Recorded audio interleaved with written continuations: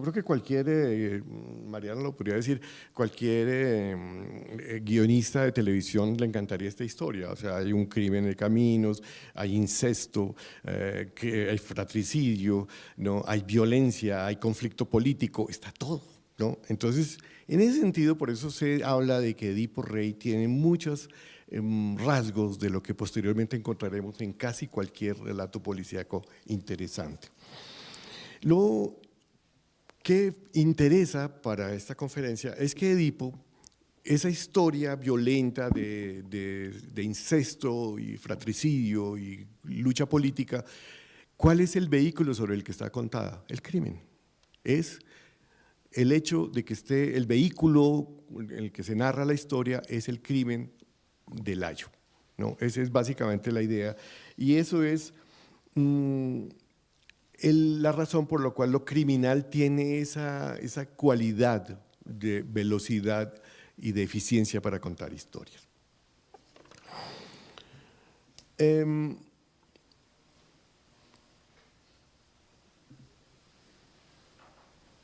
Yo creo que pasa mucho tiempo, pues realmente el género negro, según Popper, pues podemos encontrarlo en muchas cosas, pues sí, seguiremos encontrando crímenes. Las obras de Shakespeare, pues también podríamos leerlas también como si fueran obras criminales, porque digamos, si hay muertos es en Shakespeare, ¿no? Resulta muy fácil seguir encontrando rasgos de lo criminal, pero lo criminal entonces no necesariamente es lo policíaco. De hecho, incluso porque la policía no existe, sino, o sea, la policía siempre existieron, por supuesto que siempre hay una fuerza al servicio del poder que mantiene un cierto control sobre la sociedad, controlando los esclavos, son las legiones en Roma, en fin, pero también las legiones que si van a la guerra son las que cuidan las calles de la ciudad. Como si aquí el ejército que teóricamente cuida las fronteras, bueno, aquí sí pasa eso, aquí el ejército es como la policía también. Pero digamos, el cuerpo policíaco que se manifiesta de muchas formas en diversos momentos y en diversas culturas y sociedades y imperios, digamos, oficialmente se surge con la llamada Santa Hermandad en el siglo XV en España, ¿no? Justo con la expulsión de los árabes, ¿no? Surge la Santa Hermandad, que es una especie de policía funciona ya como un cuerpo de policía muy temido por la sociedad, ¿no? De hecho, Cervantes en el Quijote hace varias menciones a la Santa Hermandad, pero una muy conocida es la de los galeotes, ¿no? Quienes llevan a los galeotes son personajes de la Santa Hermandad y Sancho al final de ese capítulo sale espantado diciendo corramos antes de que la Santa Hermandad nos coja, y por eso ellos terminan escondidos en la Sierra Morena, nuestros dos queridos héroes del Quijote de la Mancha. Entonces, digamos, los cuerpos de policía comienzan a evolucionar y comienzan a existir, pero realmente solo se llamarán policía a partir de más o menos el siglo XVIII, 1700 y pico, en Francia empieza a llamarse ya como algo como policía, derivado de la palabra latina polis, ciudad, o sea, la fuerza que controla o la autoridad de la ciudad, una cosa así. Entonces, aquí viene una coincidencia interesante y es el desarrollo de la policía como cuerpo, ¿no? Como cuerpo de una sociedad, cuerpo de control de una sociedad, va a coincidir el desarrollo, digamos, la constitución de cada vez agencias cada vez más organizadas y con más servicios y con más claridad y parecido a lo que conocemos como policía, corresponde como al comienzo del siglo XIX. Y casualmente el siglo XIX comienza una revolución industrial en la imprenta, ¿no? Los libros se están publicando hace mucho tiempo, desde que Gutenberg hizo la primera Biblia, pues el libro es un instrumento de difusión del conocimiento, pero no, digamos, son muy controlados, la publicación es muy controlada y los editores de libros necesitan permiso del rey, hay que ver, por ejemplo, el proceso para publicar El Quijote cómo fue, o cualquier libro tiene que surtir una cantidad de pasos. Entonces, en el siglo XIX comienza una revolución industrial que es la de la prensa, ¿no? La prensa empieza a publicar, cada vez se dan cuenta, las máquinas son muy buenas, la máquina de vapor unida a la imprenta de Gutenberg forma la que sería hoy día la rotativa, ¿no? Entonces comienzan a tener la opción de publicarse 100.000 ejemplares de un periódico en una semana, por ejemplo, que eso es una cifra muy alta para ese momento. Este medio nuevo editorial comienza a demandar nuevos productos y es por eso que se desarrolla el cuento, en general el cuento, la crónica, los artículos cortos para periódico y por supuesto el folletín, la novela por entregas en la que pues, participan todos los grandes autores del siglo XIX, viven de eso, de vender para el periódico, para esta nueva industria, vender historias. Entonces esa coincidencia es uno de los factores que va a dar salida a los primeros ejemplos de lo que podríamos ya sí llamar, ya no es la novela criminal o historias criminales como la de Edipo Rey o las obras de Shakespeare, sino que podríamos considerar como primeros ejemplos policíacos gracias a este fenómeno nuevo, que son básicamente, digamos, lo más reconocible, pues obviamente son los 3 cuentos de Poe dedicados a Auguste Dupin, ¿no? Pero antes que él está Nathaniel Hawthorne, el gran cuentista norteamericano. Él hizo un cuento, que por aquí tengo el título, La catástrofe de Mr. Higginbotham. Ese cuento es una primera, es digamos el detective, que no es que sea un detective, es un buhonero que va recorriendo los pueblos y va haciendo la encuesta criminal sobre la muerte de Mr. Higginbotham, ¿no? Pero resulta que a Mr. Higginbotham no lo han matado todavía, sino que lo van a matar. Y él lo que va siguiendo son las pistas de los asesinos que lo van a matar y termina coincidiendo en el momento en que poco antes de que se cometa el crimen y por eso se logra resolver. Es un primer caso de novela, de un relato policíaco publicado en el periódico, fue publicado en un periódico en Estados Unidos y como los fueron las obras de Poe. Ahora, ¿por qué los 3 cuentos de Poe son básicamente 3, tal vez 4? Hay otro anterior que también tiene algunos reflejos de lo policíaco, pero son 3 muy característicos y que son los que se consideran como fundacionales para el género policíaco, que son la trilogía de Los crímenes de la calle de la Morgue, La carta robada, el misterio de María Corrier, ¿no? Sí. Son esos 3 cuentos protagonizados por el mismo personaje que es Auguste Dupin, que es una especie, no es un detective, es como un aficionado a la investigación, pero que ya va a determinar todas las características que tendrá el detective de la novela policíaca y del género negro. O sea, no todas, muchas de las características que tendrá.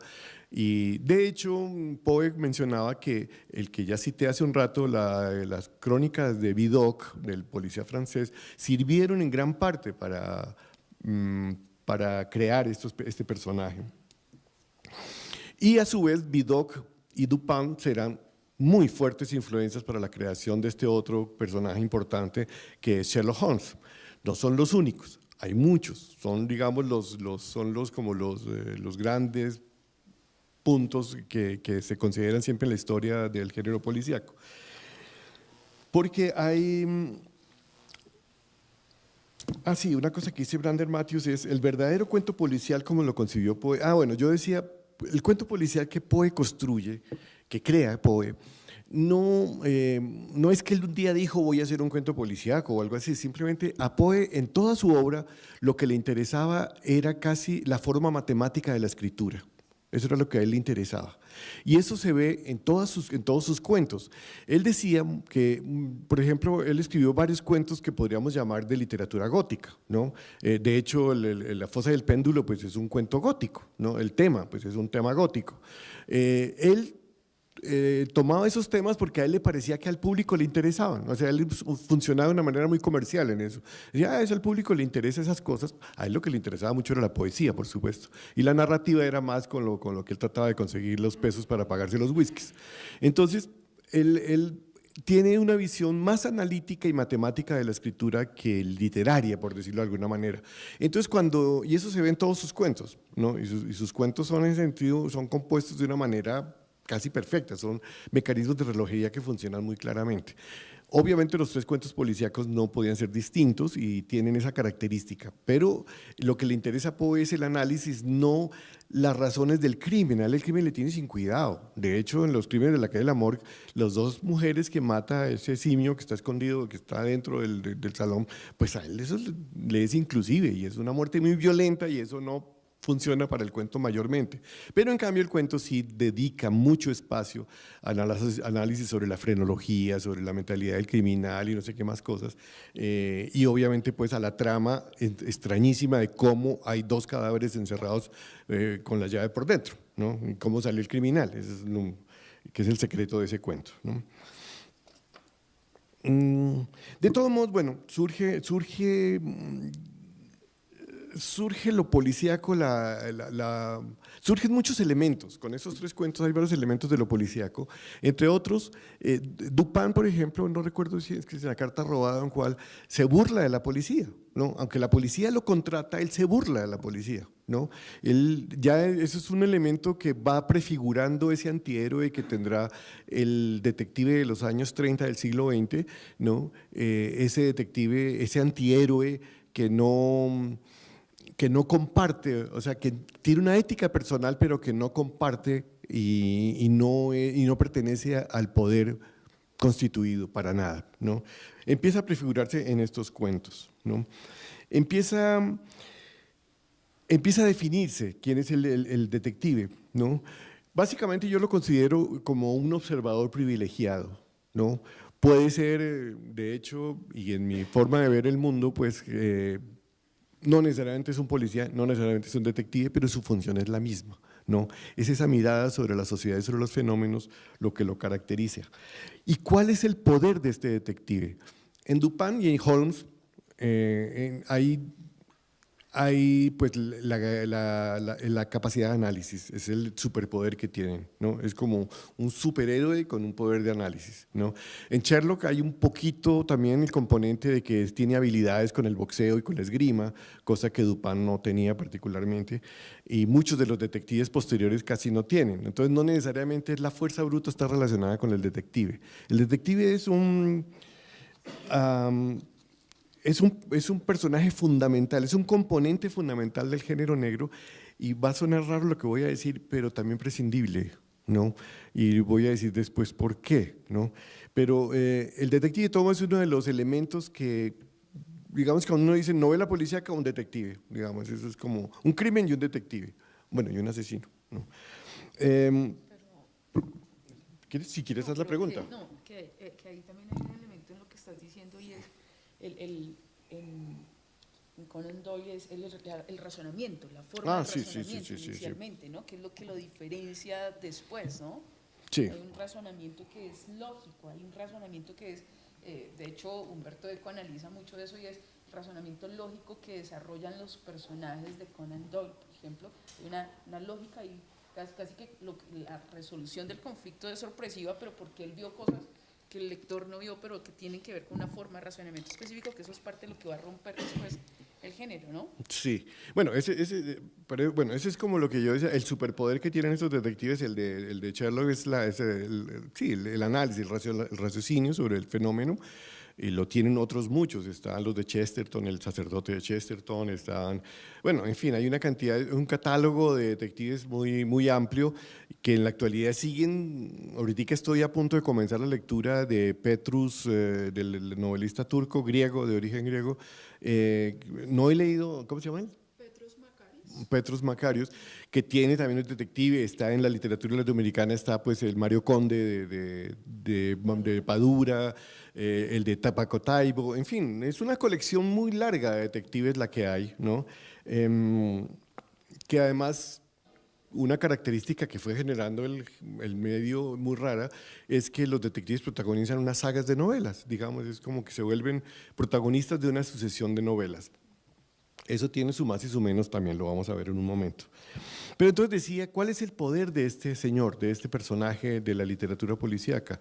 No es el más fuerte, no necesariamente tampoco es el más inteligente, pero es como el que sabe estar en el lugar preciso, no está casado con el poder, nunca, como ya lo vimos con Dupin, y se verá mucho más fuerte más adelante. Muy rara vez pertenece a las fuerzas del orden porque es muy difícil.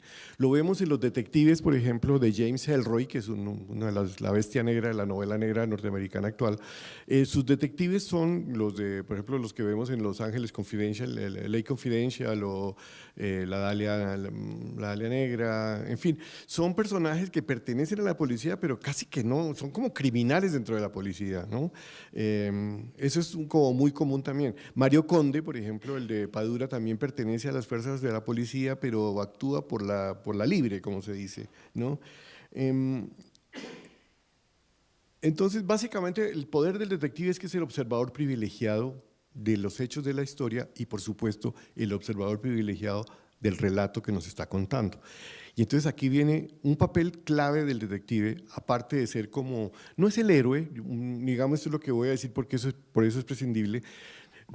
En cualquier relato o novela, el protagonista es alguien al que los hechos transforman su vida. Está viviendo un momento en el que su vida da un giro, ¿no? Normalmente.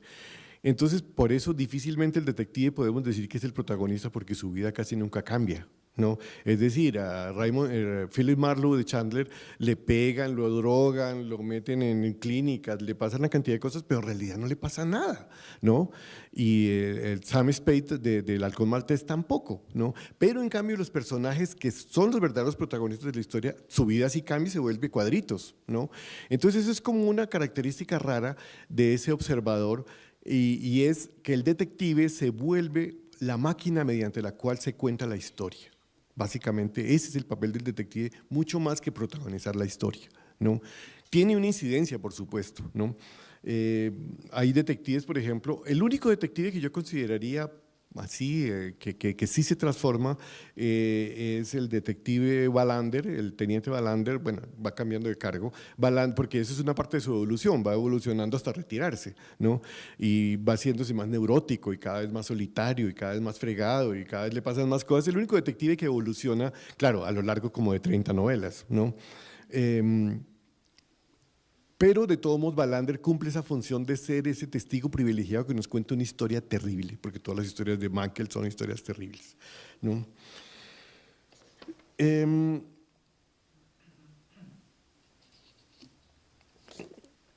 origen de este detective, moderno, ¿no? Que no es este señorito privilegiado como Auguste Dupin o como el Hércules Poirot de Agatha Christie, ni como el sacerdote, no recuerdo el nombre, de Chesterton, el padre Brown, ¿no?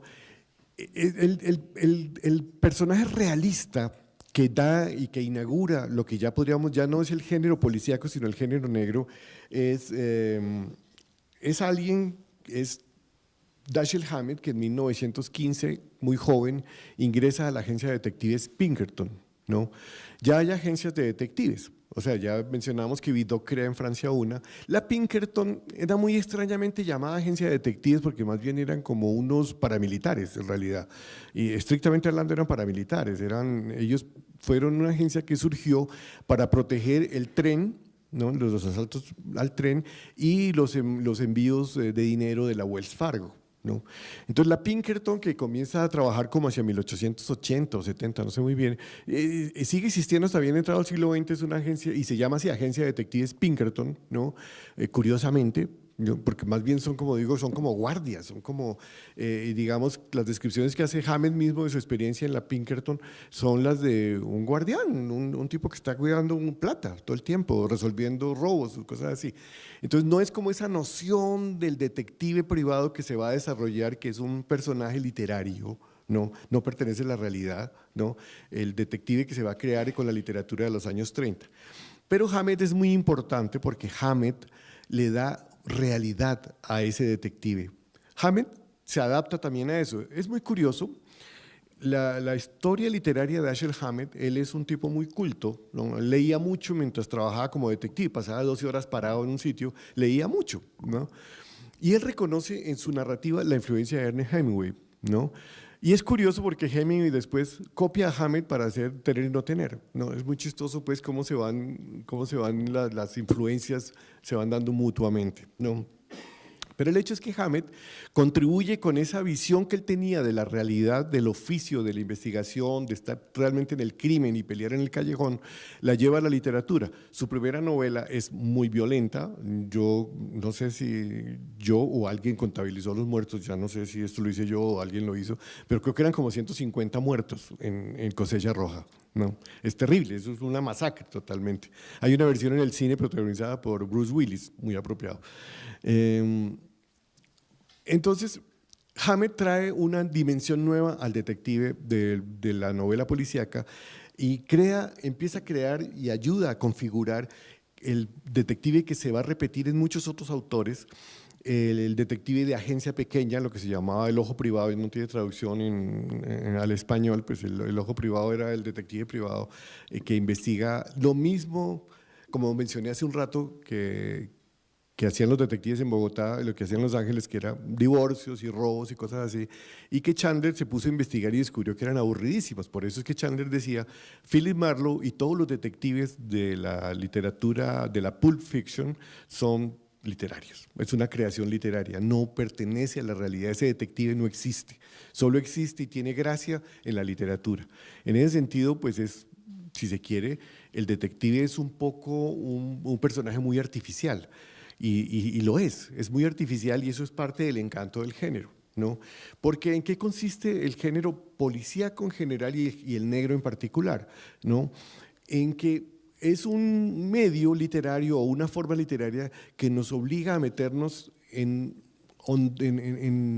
el mar embravecido del crimen o de la muerte o de la nocturnidad, porque ese es otro aspecto importante del género, pero con un salvavidas en la mano del cual podemos salir. Entonces, por eso es que disfrutamos tanto la lectura de este tipo de libros, ¿no? Porque nos permiten asistir a presenciar cosas horrorosas como las vemos en las novelas de Mankell, ¿no? En las novelas de Mankell hay los crímenes más espantosos que uno se puede imaginar, pero es que son los más espantosos y uno como que no quisiera leerlos, pero uno sabe que Wallander lo va a sacar. Y uno no sabe cómo lo va a sacar porque Wallander no sabe pelear, Wallander no carga pistola, Wallander solo vive preocupado por su papá que pinta urogallos y por su hija, y entonces uno no sabe cómo ese señor que se parece tanto a uno, ¿no? Lo va a salvar de esta, pero lo saca, lo cierto es que lo saca, ¿no? Entonces, bueno, ese es como el encanto del género va por ese lado, ¿no? Que nos permite entrar en las dimensiones más oscuras del ser humano y salir más o menos indemnes de ello gracias a esa característica del género, particularmente el género negro, porque realmente la novela de Enigma no te mete en nada, la novela de Enigma no te complica la vida, ¿no? Incluso hay cuentos de Chesterton que son muy ingeniosos, pero que tampoco te producen ninguna transformación vital. En cambio, la obra de Hammett o de Chase o de James Ellroy, bueno, y sobre todo del superasesino, Jim Thompson, ¿no? Jim Thompson, que ese sí es el autor que nos mete en la mente del asesino serial, ¿no? 1280 almas, yo no recuerdo, 1280 almas, que es un nombre de un grupo de rock que tomó de ahí, por supuesto. Es eso, ¿no? Nos muestra a un tipo que comete los crímenes más espantosos con la vileza y con la limpieza total. Y uno no entiende, hay una biografía de Thompson muy buena, ¿no? Donde me ha ayudado a entender ese personaje tan raro. Su papá era un delincuente, su papá era sheriff de un pueblo, de dos pueblos, y era un delincuente. Entonces, como que Thompson vivió siempre dentro del crimen y por eso sus personajes son así, ¿no? Una mujer endemoniada es terrible, en fin, es otra visita al infierno del ser humano, ¿no? Así como las novelas de Mankell, y con un pequeño salvavidas, digamos, en Thompson y en Mankell, el salvavidas es muy pequeño. Y también habría que citar aquí también de los que lo meten a uno en un mundo implacable, es James Ellroy, ¿no? Ellroy, pero él tiene una visión mucho más política, tal vez.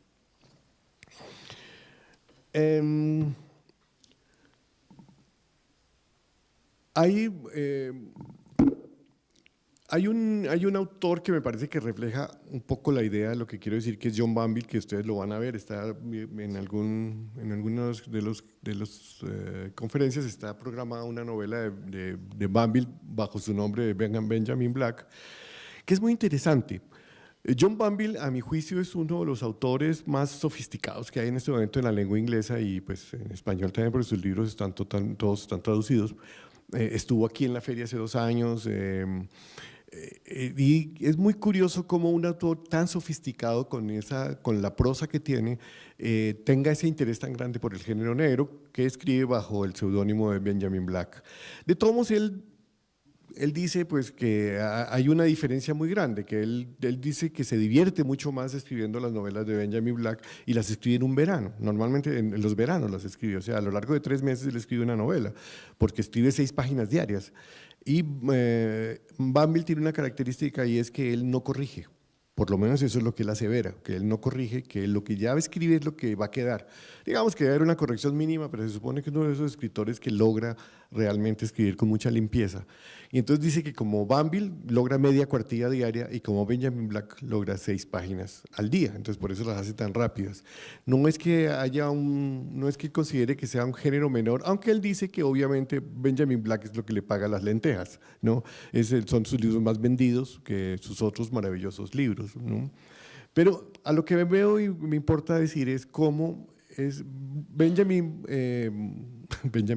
Banville, iba a decir, John Banville refleja una actitud muy común en los intelectuales, los grandes intelectuales de los últimos 60 o 70 años, y es que al tiempo que pueden leer y escribir la obra más sofisticada, al mismo tiempo están muy interesados, profundamente interesados en el género negro. De hecho, Bertolucci decía que cuando escribía guiones y estaba embolatado y no avanzaba, leía Chandler. Decía, yo abro una página de Chandler e inmediatamente me dispara las ganas de escribir, ¿no? El género negro, y lo vemos en Banville, lo vemos en muchos autores contemporáneos, y es la idea que les planteo esta noche, básicamente es un género influyente, es un género… empecemos por ahí, es de los pocos géneros que todavía ya pasaron la teoría de los géneros en los estudios literarios, ¿no? Hace 40 años había géneros para todo. Los géneros se han ido sometiendo a la dictadura editorial y en este momento, pues sí, hay subdivisiones en el sistema editorial y está pues, la literatura para adolescentes, está la literatura infantil, como géneros aparte, como un público específico. Y el género negro porque se considera todavía que tiene un lector interesado en eso, ¿no? Así es de los pocos géneros que se pueden identificar. Por supuesto, se los podemos poner a decir que hay el género romántico, que más bien se da en el sistema editorial norteamericano, donde la novela rosa sí es toda una institución y vende millones de ejemplares, o en España también hay un poco, aunque no tan abiertamente como novela rosa, pero insisto, es un género, de los pocos géneros que existe como autónomamente. Sin embargo, su poder, sus capacidades desbordan totalmente el género y se inmiscuyen en todas partes. Ya es muy difícil no ver una novela, cualquier novela normal, que no tenga una influencia del género, ¿no? Entonces, yo recuerdo que a mí cuando comenzaba a leer todos estos libros que les dije que leí antes del año 80, un amigo mío periodista me decía, usted de tanto leer esas pendejadas va a terminar escribiendo una, ¿no? Y sí, la terminé escribiendo, y yo creo que eso pasa con los autores. Es tan influyente, tan determinante el género negro, que aunque no quieran escribir género negro ni con detectives, ni criminal, ni demás, terminan influidos por las formas del género, y yo creo que eso es lo más importante. ¿Por qué? Porque tiene digamos, el género negro, ¿qué enseña? Básicamente, ¿qué enseña? Nos enseña que la eficiencia, un sentido de la eficiencia, si estás contando un crimen o estás contando una trama criminal, no puedes quedarte en reflexiones eternas sobre nada, ¿no? Tienes que ir directo al grano, ¿no? Te obliga a ser muy juicioso en el manejo de tus recursos, en la creación de personajes, en el minimalismo con el que trabajas. Esto no significa de que no pueda haber una poética o una poesía en esa narración, por supuesto que la puede haber y la debe haber, pero ese es el aprendizaje que nos da. Entonces, en esa medida, el género negro se convierte como en lo que yo llamo un Fórmula 1 de la narración, ¿no? Donde va todo se cuenta rapidísimo. Hay novelas que hay gente que considera que eso no es tan bueno, que se leen como tomarse un sorbo de agua, se leen facilísimo y no son policíacas, pero es que están contadas con los recursos del policíaco, ¿no?